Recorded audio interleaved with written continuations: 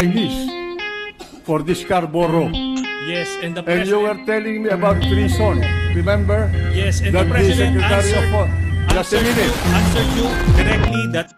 Who authorized you to make a backroom negotiation? Alright, good morning sa panibagong araw, panibagong reaction. No? Yan, ito nga yung West Philippine Sea. Kung pagpatuloy natin, simula dito kay Enrile at dito kay Trillanes. At ang paliwanag o explanation ni Congressman Marcolita. Yung Pilipino ako dito kay Marcolita eh. Tapos itong officer na kumukontra sa kanya, sinasabing siya ay traitor. Hindi niya itong Commodore hindi niya masyadong naiintindihan kung ano ang kanilang pinagdidibatihan. Alright, so panoorin natin.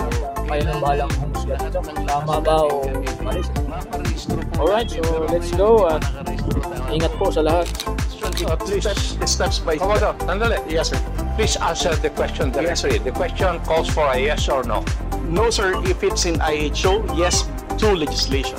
Sinasabi ko yung IHO because this is the only world body that officially names a particular area of the sea. Kaya ko lang nasabi, sapagkat hindi pa po nakatala, we need the international community to recognize a part of our own. Yun lang po. Because this is the only world body that officially names a particular area of the sea. Kaya ko lang nasabi, sapagkat hindi pa po nakatala, we need the international community to recognize a part of our own. Yun lang po ang punto doon. You know, Commodore, the procedures on how we can register the name of a maritime area that we control, that we believe it is ours. You know the procedures on how to register. Okay. Nai-restore na po ba natin yung West Philippine Sea? Sir, with regard to your question, there must be a legislation and then submit it to the international. Oo nga, meron na po tayong legislation. As a matter of fact, nagagawa na po yung Congress. Kailangan po talaga yon. Yes, sir. Nagpasimula tayo sa administrative order pero kulang yon. Kaya nga po ang Congress gumawa para tulungan po kayo. Kailangan lahat ng lakas natin gamitin, maparehistro po natin. Pero ngayon hindi pa nakarehistro, tama po. Again, sir, answer your question in steps by step. Yes, sir. Please answer the question directly. The question calls for a yes or no. No, sir. If it's in IHO, yes to legislation. Sinasabi ko, you know, Commodore, the procedures on how we can register the name of a maritime area that we control, that we believe it is ours. You know the procedures on how to register. Sa public.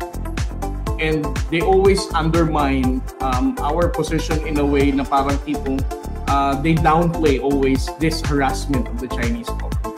So, with the very limited information na ibinibigay natin sa publiko, at the same time, meron pang proliferation of fake news na ginagawa rin ng China, highlighting na kanilang mga kabuuan ng South China Sea.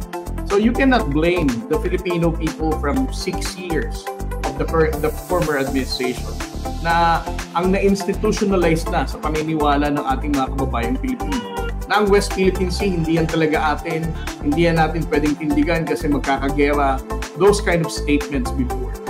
The former administration was had a very limited information na ipinakalat sa Kung tayo lang naman po rito at wala na po tayong kasamang ibang bansa, okay na po sana yun. Hindi po pwede yung ganun sapagkat lalo na ngayon, pinag-uusapan nga po yung panig ng mundo na yan. Ayaw nating masabi man lang ng ibang bansa, ano ba yung pinagkakaguluhan dito? Bakit hindi namin makita yung West Philippines? Kasi hindi nga po nakatala. Ang patalaan po, Mr. Chair, yung tinatawag lang International Hydrographic Organization. Ayun po yung isang Commodore, tinawag po niya ako na traitor. Nang hindi po niya tiningnan yung konteksto ng pinag-uusapan. Bakit po hindi nyo ipaliwanag sa buong mundo na pinatatala na natin yung West Philippine Sea pero hindi natin maitala-tala? Matagal na pong panahon na pilit nating ipatala, hindi pa po na ipatatala. Kaya sa ngayon, hindi po nire-recognize.